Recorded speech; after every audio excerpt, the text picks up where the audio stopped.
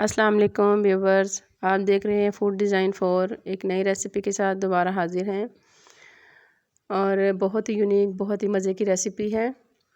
अगर आपके सर में दर्द रहता है या सर की कमज़ोरी है तो इसके लिए बहुत ही मुफीद चीज़ है।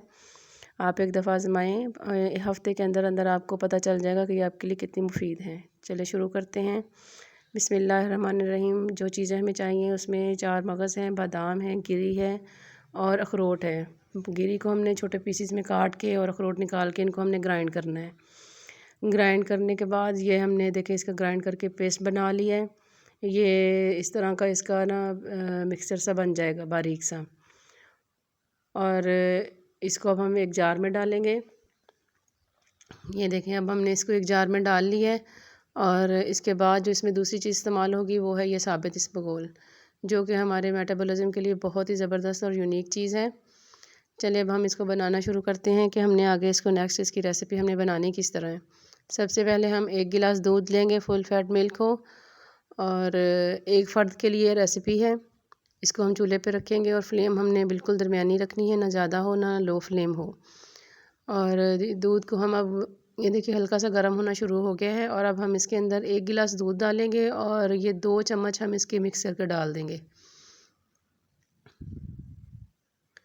ये 2 चम्मच मिक्स करके डाल के हम इसको हल्के हाथ से हम इसको हिलाएंगे। चम्मच हमने साथ साथ हिलाते रहना है इसके अंदर। और ये देखिए अब पक के थोड़ी सी गाढ़ी होनी शुरू हो गई है। जैसे ही आधी से मतलब पके तो उसके अंदर हमने 1 चम्मच हमने इसबगोल का डाल देना है। ये देखिए मैंने इसके अंदर इसबगोल का चम्मच भी डाल दिया है।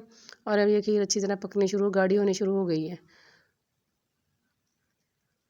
आहिस्ता आहिस्ता इसको आप पकाते जाएं। इसके अंदर अपनी चम्मच चलाते रहना है कि खीर इसकी नीचे ना लगे और ये इसकी मज़े की थिक सी एक खीर बन जाएगी।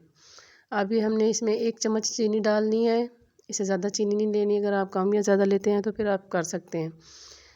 ये साइडों से सारी अच्छी तरह इसको साफ़ कर लें। और ये देखें ये इसकी खीर जो है ये अब गाढ़ी होनी शुरू हो गई है। इसको आप अच्छी तरह हल्की फ्लेम पे पकाना है, ज़्यादा इसकी जो फ्लेम है वो तेज़ नहीं करनी। ये देखिए इस तरह चम्मच हिलाते जाएं कि ये इसके नीचे ना लगे। तकरीबन अब हमारी ये जो खीर है वो तकरीबन पक के तैयार होने वाली है। बस ये इतनी सी चीज़ें हैं जो इसमें जाएंगी और हमारी ये खीर देखिए अब माशाल्लाह पक कर तैयार हो चुकी है। अब हम इसको डिश आउट करते हैं। ये देखिए हम इसमें प्लेट में डाल लिए। अगर आप चाहें तो इसके ऊपर कुछ ड्राई फ्रूट डाल सकते हैं। अगर ऐसे खाना चाहें तो आपकी मर्ज़ी है कि उसमें पहले ही माशाल्लाह काफ़ी सारी चीज़ें ऐड की गई हैं। मज़ीद अगर आप करना चाहें तो कर सकते हैं। अगर आपको मेरी रेसिपी अच्छी लगी हो तो लाइक करें, सब्सक्राइब करें। नेक्स्ट रेसिपी में मिलेंगे इंशाल्लाह। अल्लाह हाफ़िज़।